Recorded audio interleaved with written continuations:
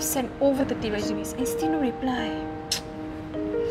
What do I do? Hey, you should customize your resume for every job you apply for. Show that you really want the job and make your resume stand out. I just don't know what to do.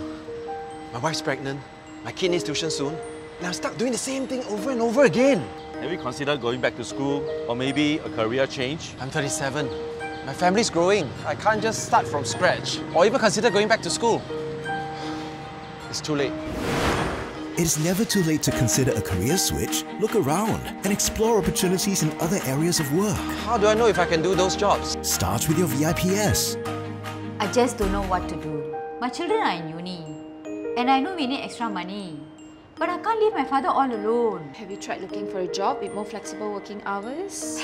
I tried, but who would hire someone my age? No replies at all. Don't be discouraged. You just need to know where to look and what to do. I know just the thing. This might help.